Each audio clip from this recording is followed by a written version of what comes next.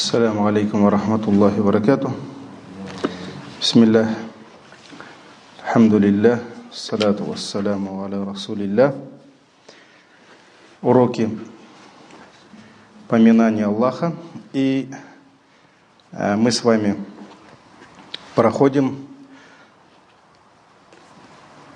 из слов поминания Аллаха Субханаллах, тасбих, то есть восславление Всевышнего Аллаха и признание того, что Аллах пречист от всех недостатков. То есть, когда мы повторяем вот эти великие слова Субханаллах, Субханаллах, иногда мы это говорим после намаза, иногда по утрам и вечерам, а иногда так непроизвольно, когда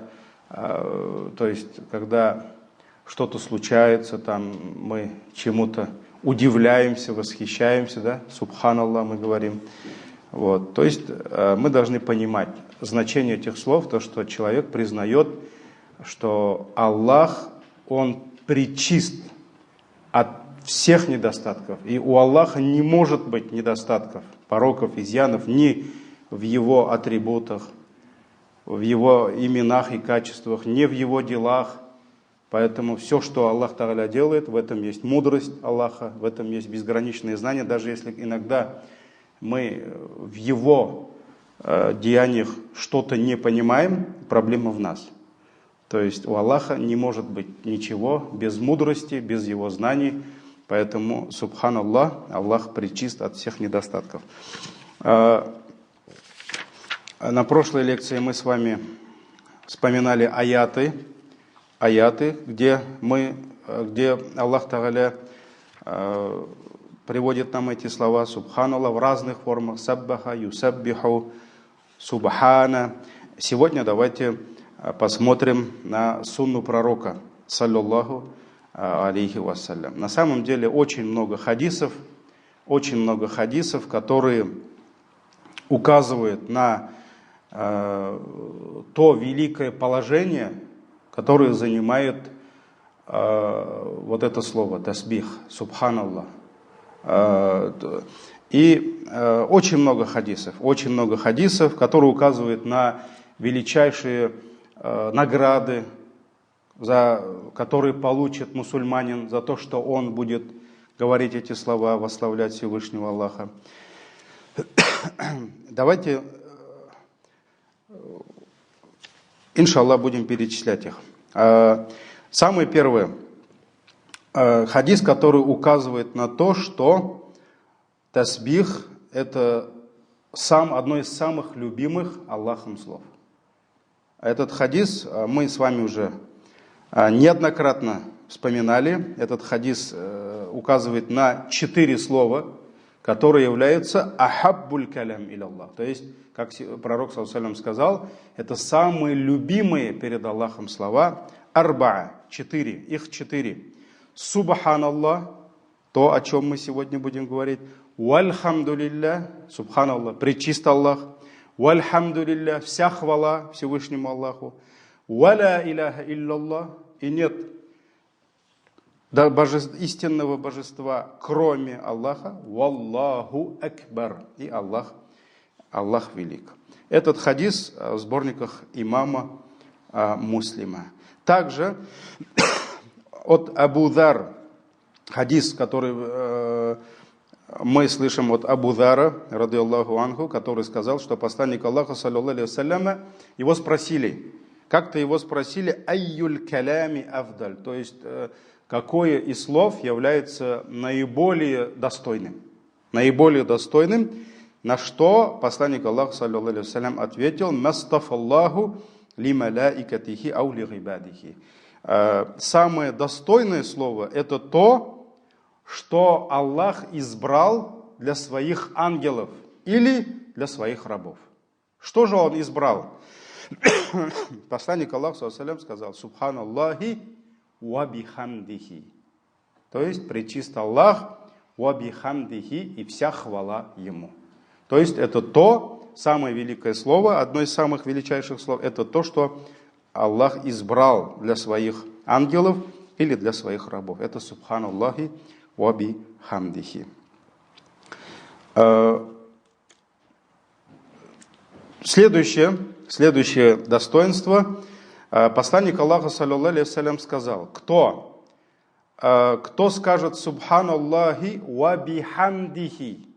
Вот очень часто мы об этом, иншаллах, сегодня, если успеем, поговорим. Очень часто вот эти слова «Субханаллах», они приходят, мы об этом уже говорили, то есть эти тасбих приходят не в одиночку. Обычно тасбих сопровождают другие слова. И очень часто тасбих «Субханаллах» приходит с хамдом, тахмидом, то есть с восхвалением Аллаха. Потому что если мы отрицаем сначала, «Субханаллах» на самом деле это отрицание. Отрицание, то есть мы говорим, что нет у Аллаха недостатков. Пречист Аллах от всех недостатков. И здесь нужно подтверждение. И как раз, как отрицание идет «Субханаллах», то есть мы говорим, нет у Аллаха недостатков. И здесь сразу идет что? Подтверждение. «Ва бихамдихи». И вся хвала Ему. Вся хвала Ему. Об этом, иншаллах, мы еще поговорим. Поэтому посланник Аллаха, саллаллаху алейхи ва саллям, сказал: «Ман каля субханаллахи ва бихамдихи фи яумин ми'ата марра». Кто скажет «Субханаллахи ва бихамдихи» в день 100 раз, «Хуттат хатаяху ва инканат мисля забадил бахар», то сотрутся. Аллах сотрет его грехи, даже если они были величиной забадил бахара, то есть как морская пена, как пена над морем. То есть мы знаем, что из-за волн очень часто происходят волны, из-за волн появляется пена, а пену невозможно сосчитать, сколько там пузырьков. Да? И вот поэтому, чтобы дать нам понять, что очень много прегрешений стираются из-за по причине этих слов, поминания Аллаха.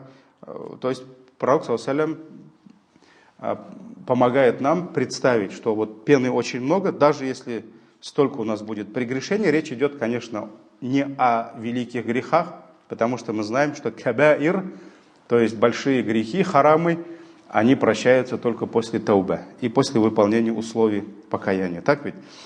Поэтому, кто 100 раз в день скажет «Субханаллахи ва бихамдихи», Аллах простит ему хуттат хатаяху, все грехи, все прегрешения, даже если они будут величиной, количеством, как пена, морская пена. Следующее достоинство. Посланник Аллаха, саллаллаху алейхи ва саллям, также призвал нас восславлять Всевышнего Аллаха и по утрам 100 раз, и по вечерам 100 раз. По утрам и по вечерам.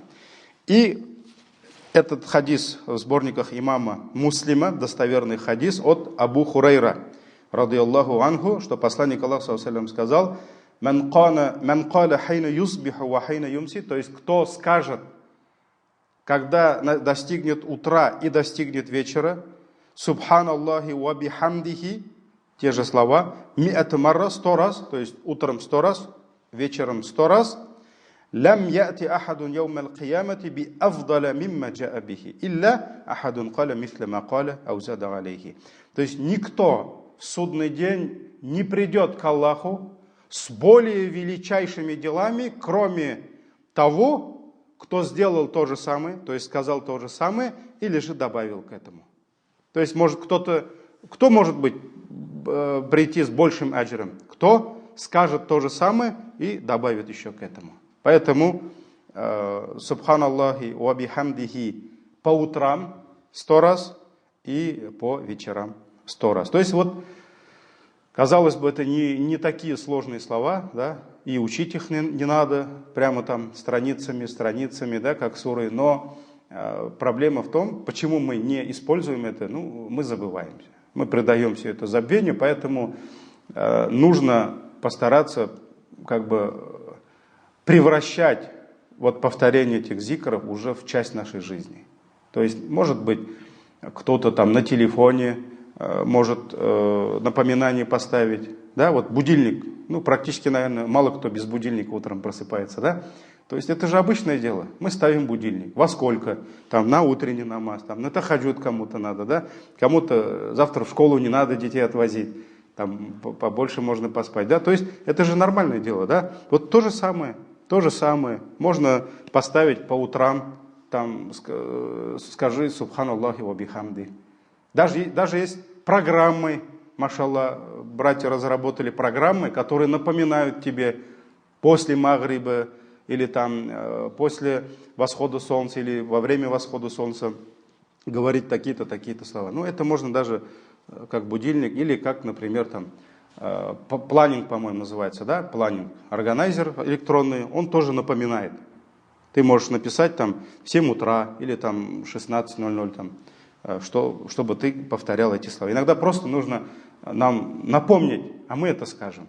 А так, Субханаллахи ва бихамди, 100 раз утром, 100 раз вечером, и в судный день никто не придет с более достойным делом, кроме того, который скажет это и еще добавит к этому. Этот хадис в сборниках имама Муслима. Также хадис в сборниках имама Муслима, который передал нам Саад ибн Аби Ваккас, радийаллаху анху, который сказал, что когда мы были рядом с пророком, рядом с посланником Аллаха, саллаллаху алейхи вассалям, он обратился к нам с такими словами: «Аяджазу ахадукум ан яксиба кулля яумин альфа хасана». То есть, слабо ли вам, вот так уж, как бы слабо ли вам каждый день зарабатывать 1000 наград, то есть 1000 благих дел, награду 1000 благих дел. Слабо ли вам? То есть можете вы сделать это или нет? И тогда один из присутствующих, Саад ибн Аби Ваккас передает, спросил: о посланник Аллаха, а как нам заработать 1000, то есть аджр, награду 1000 благих дел? Как? На что посланник Аллаха, саллаллаху алейхи вассалям, сказал: «Юсаббиху ми'ата тасбиха», он 100 раз восславляет Всевышнего Аллаха, то есть скажет Субханаллах 100 раз, «Фаюктабу лаху альфа хасана», и тогда запишется ему 1000, награду 1000 благих дел. «Ау яхутту анху альфа хатиа», или же простятся ему, Аллах простит ему 1000 прегрешений. То есть за то, что человек скажет 100 раз Субханаллах, ему запишется или же 1000 благих дел, или же простятся ему 1000 его прегрешений. Поэтому тоже вот Субханаллах не так много времени занимает, да, казалось бы, не так много сил. Зикр — это одно из самых таких величайших дел, которые меньше всего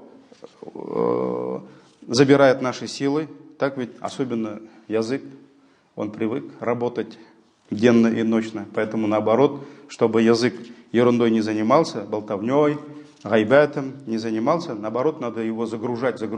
Побольше Коран, зикр, дуа, чтобы он не зарабатывал грех, а зарабатывал награду Аллаха. 100 раз. И за это 1000, иншаллах, наград. Также посланник Аллаха, саллаллаху алейхи вассалям, в хадисе сказал, что тасбих является в то же время тяжелым словом, в то же время легким словом. Но легким для языка, а тяжелым где? На чашу весов. Этот хадис в сборниках имама Бухари и Муслима, где посланник Аллаха, саллаллаху алейхи вассалям, сказал от Абу Хурайра: калиматани, то есть 2 слова. Каких слова? Хабибатани иля рахмани. То есть они любимы кому? Милостивому. То есть Аллах милостивый любит эти 2 слова. Хафифатани аля лисани. И эти 2 слова, их легко произносить языком. Это не так трудно их повторять, да? Но факилатани фил мизани. Но оба этих слова, они очень тяжелы на чаше весов. Они тяжелы. Какие это слова? Субханаллахи ва бихамди ва субханаллахил азим. То есть пречист Аллах, ва бихамдихи, и вся хвала ему, Субханаллах, пречист Аллах, аль-Азим, то есть великий Аллах. Этот хадис, как мы уже говорили, в сборниках имама Бухари и Муслима. Поэтому посланник Аллаха, саллаллаху алейхи вассалям, описывая тасбих, он сказал, что тасбих очень легкий, но в то же время он очень тяжелый. Легкий для языка и тяжелый на чаше весов в судный день. Также, вот, когда посланник Аллаха, саллаллаху алейхи вассалям, сказал «Хабибатани иля рахмани», то есть они любимы Аллахом, посланник Аллаха, саллаллаху алейхи вассалям, использовал какое имя Аллаха? Ар-Рахман. То есть посланник Аллаха, саллаллаху алейхи вассалям, мог сказать «Хабибатани иля Аллахи». Даже очень часто, когда мы переводим быстро-быстро, мы говорим «они любимы Аллахом». Но на самом деле здесь используется одно из 99 имен Аллаха Ар-Рахман, которое указывает на что? На милость Аллаха. И вот ученые говорят, а когда посланник Аллаха, саллаллаху алейхи вассалям, говорит и использует именно это имя Аллаха, которое указывает на милость Аллаха, это не просто так. Значит, на то есть причина.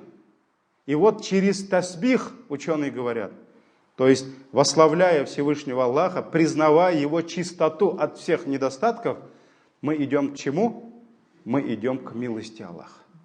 Милость Аллаха близка к тому, кто признает чистоту Аллаха от всех недостатков. Поэтому, восславляя Аллаха, произнося тасбих, мы идем к милости Аллаха. Поэтому посланник Аллаха не просто сказал «Иля Рахмани», не «Иля Аллахи», не «Иля Самир», не «Иля Аль-Басир», хотя все это имена Аллаха, да? То есть они любимы всевидящим. Или всеслышащий любит эти слова.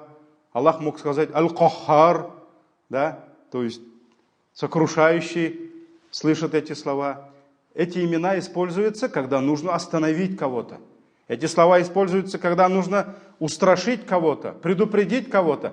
А здесь посланник Аллаха, саллаллаху алейхи вассалям, напоминает нам, что милостивый, в милости которого вы нуждаетесь, он близок, он любит эти слова. Поэтому чем чаще мы будем повторять эти слова, это будет причиной того, что милость Аллаха приблизится к нам. Мы будем ближе к милости Аллаха. То есть не просто так. Посланник Аллаха, саллаллаху алейхи вассалям, все, что он говорил, это было от Аллаха. И поэтому каждое его слово, каждый атрибут Аллаха, который он использовал в своем предложении, да, это не просто так. Это не просто так. Поэтому на все есть причина, во всем есть мудрость Всевышнего Аллаха. Что касается тяжелый и легкий, да, то есть хафифатани аля лисан, они легки для языка. Эти два слова произносить очень легко. Но, несмотря на это, Аллах дает человеку за эти легкие слова, что? Очень тяжелые награды. Тяжелые, эти награды, они должны быть тяжелые где? Вот это вес этих благодеяний, где нам нужно? Чтобы чаша с нашими благодеяниями была тяжелее, чем чаша с нашими прегрешениями. Поэтому посланник Аллаха, саллаллаху алейхи вассалям, указывает на то, что вам легко сказать эти слова.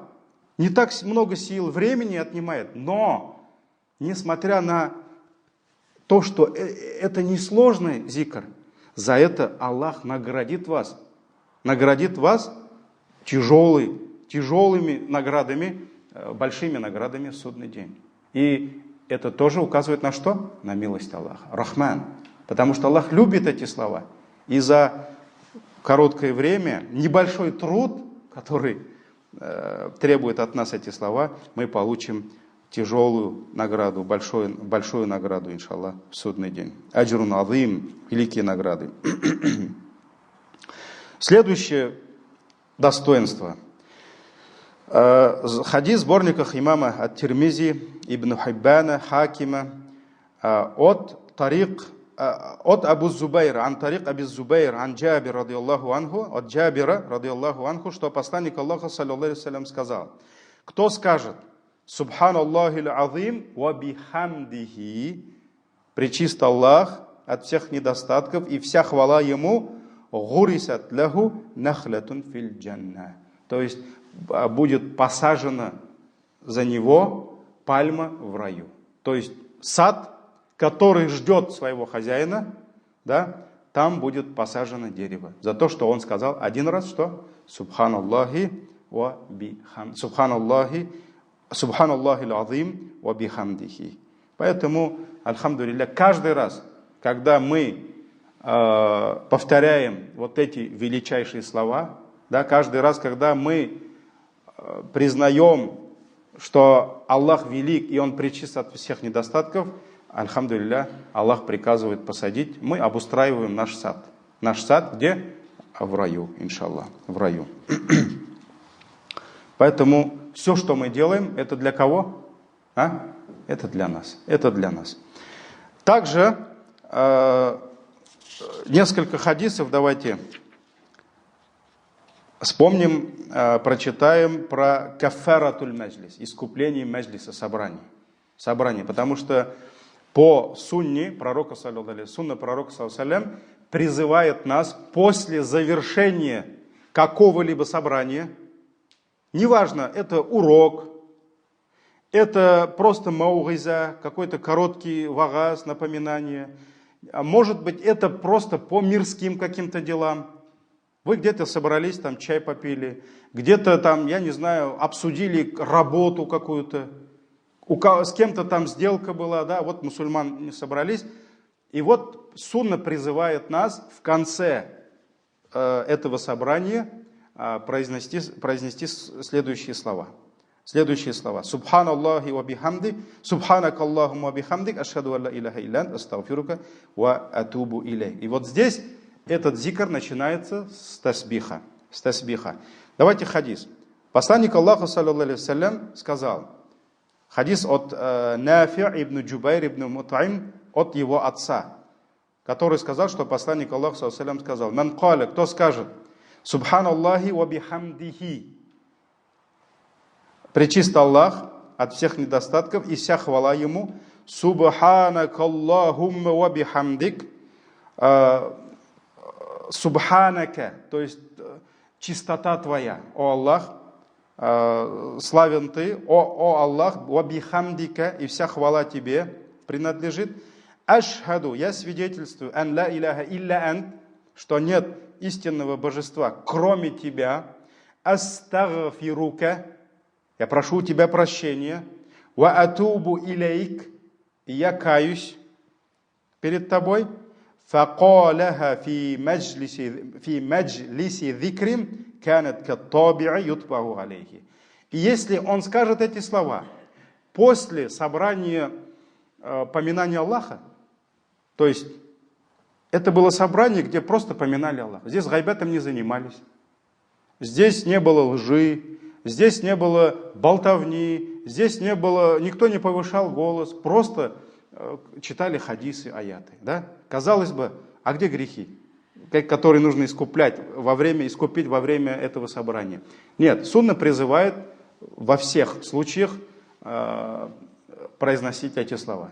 И если посланник Аллаха, саллаллаху алейхи ва саллям, сказал, это было собрание зикра, поминания Аллаха, то вот этот зикр, вот эти слова, которые мы только что привели, это будет как печать. То есть вот он документ, и вот она печать, которая завершает, что? Это собрание. Но если эти слова он скажет после собрания, где были пустые слова, где была болтовня, где, может быть, повышали голос друг на друга, это уже будет искуплением за те грехи, которые они допустили во время этого собрания. Поэтому сунна призывает всегда использовать, повторять эти слова. Субханакаллахумма бихамдик, шхаду ан ла иляха иллян, астагфирука ва атубу илейк. Если это был маджлис, где говорились только праведные, хорошие, полезные слова, да, тогда это будет печатью, которая подтверждает этот маджлис. Да? А если там были допущены те слова, которыми Аллах недоволен, Аллах простит эти слова посредством вот этих слов поминания Аллаха. Также другой хадис. Так, этот хадис у нас Табарани, в сборниках Табарани и Хакима. А следующий хадис Тирмизи ибн Хиббан Хаким от Абу Хурайра. Передает от Абу Хурайра, радиаллаху анху, что посланник Аллаху, саллаллаху алейхи вассалям, сказал: «Ман джаласа фи маджлисин», кто присутствовал, сидел в собрании, факафура фихи лагату, и в этом собрании, как скажем, много кричали, много было бесполезных, ненужных слов, может быть, люди спорили друг с другом, да, или там много было столько болтовни, что никто друг друга и не слышал, бывают такие, да, и вот, فَقَالَ قَبْلَ أَنْ يَقُومَ مِنْ مَجْلِسِهِ ذَلِكَ, и перед тем, как встать с этого собрания, уйти, он скажет: «Субханак Аллахумма Раббана ва бихамдик», то есть пречист Ты, о Аллах, Раббана, Господь наш, ва бихамдик, и вся хвала Тебе, ашхаду алла иляха илля ант, я свидетельствую, что нет истинного божества, кроме Тебя, астагфирука ва атубу илейк, я прошу у Тебя прощения и каюсь перед Тобой, илля гуфира лаху макана фи маджлисихи залика. Ему обязательно простится то, что было, вот эти крики, споры, бесполезные слова в этом собрании. Поэтому вот здесь тоже начало, что? Тасбих. Так ведь? Поэтому ятлагас, выучите этот зикр, и там все слова, они знакомые для нас, да? Субханак Аллахумма бихамдик, как во время намаза, да? Субханак Аллахумма бихамдик, ашхаду ан ла иляха илля ант, астагфирука ва атубу илей. И тогда простятся нам, Аллах простит нам наши прегрешения. И вот давайте следующий момент, как раз те слова, которые сопровождают тасбих. Очень часто в хадисах, в зикрах, которые оставил для нас посланник Аллаха, саллаллаху алейхи вассалям, мы видим, что слова тасбих, тасбиха, восславление Аллаха, они приходят вместе со словами тахмида. Тахмид — это альхамдулилля. То есть субханаллах, альхамдулилля. Они очень часто приходят вместе. Почему? В этом есть мудрость Аллаха. Что такое тасбих? Тасбих — это когда мы восславляя Всевышнего Аллаха, признаем чистоту Аллаха от всех недостатков. То есть получается, в основе тасбиха идет что? Отрицание. Нет у Аллаха недостатков ни в Его именах, ни в Его атрибутах. Когда говорят, что у Аллаха есть супруга, когда у Аллаха говорят, что Он избрал для себя супругу и сына, да, мы говорим «Субханаллах, амма ясифун». То есть нет, Аллах пречист от этого. У Него не может быть супруги, у Него не может быть детей. Маттахада сахибатан валя валяда. Поэтому здесь идет отрицание. А тахмид, восхваление, здесь идет подтверждение, подтверждение великих качеств Всевышнего Аллаха. Здесь идет подтверждение совершенства Всевышнего Аллаха. И мы знаем, что в основе подтверждения всего этого это выше, чем что? Чем отрицание. Поэтому каждый раз, когда мы видим в сунне слова «Субханаллах», мы или же за этими словами видим тахмид, «Вабихамди», «Субханаллахи», «Вабихамдихи». Так ведь? То есть в этом мудрость Аллаха. Не просто «Субханаллах», пречист Аллах от всех недостатков, «Вабихамдихи». И мы подтверждаем, вся хвала Ему. А иногда мы видим, что слова тасбиха сопровождают некоторые имена и атрибуты Аллаха, которые указывают на Его величие. Вспомните слова поминания Аллаха во время рукуга. Как мы говорим? Субханаллах, Субхана Раббияль Азим.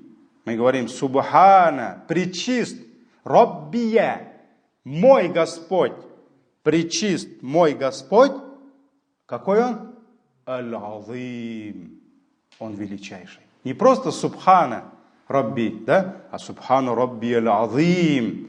То есть мой Господь, пречист мой Господь величайший. То есть тут идет отрицание, что нет у Аллаха никаких недостатков, а здесь подтверждение. Аль-Азим, Он великий. Субхана Раббияль А'ля. Так ведь? То есть наивеличайший, наивысочайший Аллах Тааля.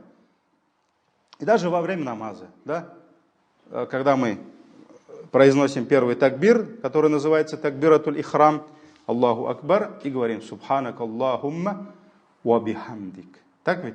То есть пречист ты от всех недостатков, о мой Аллах, ва бихамдика, и вся хвала тебе.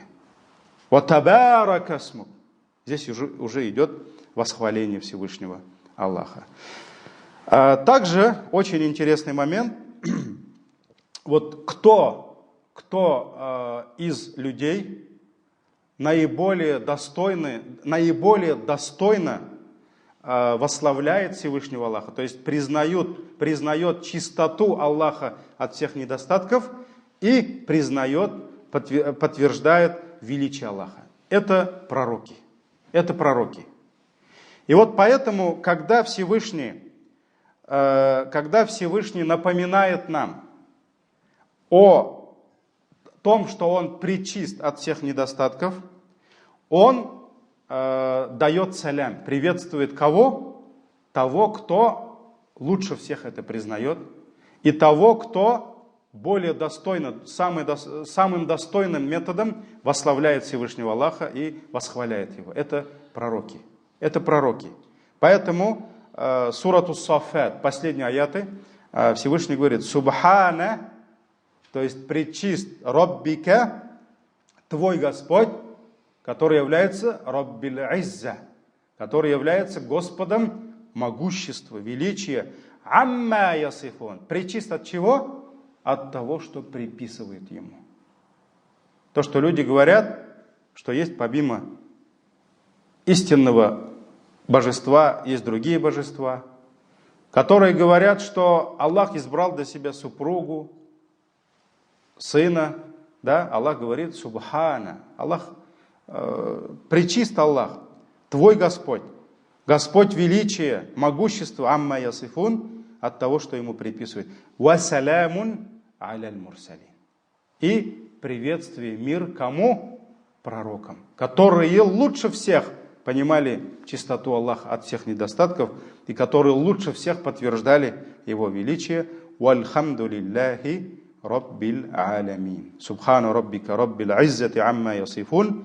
Вассалямун аляль мурсалин. Вальхамду лилляхи, то есть вся хвала Аллаху, раббил алямин, Господу миров. Сурату Саффат, 180-182 аяты. Поэтому вот это есть некоторые назидания, некоторые хадисы, которые призывают нас к этому великому слову поминания Аллаха, восславления Аллаха, субханаллах.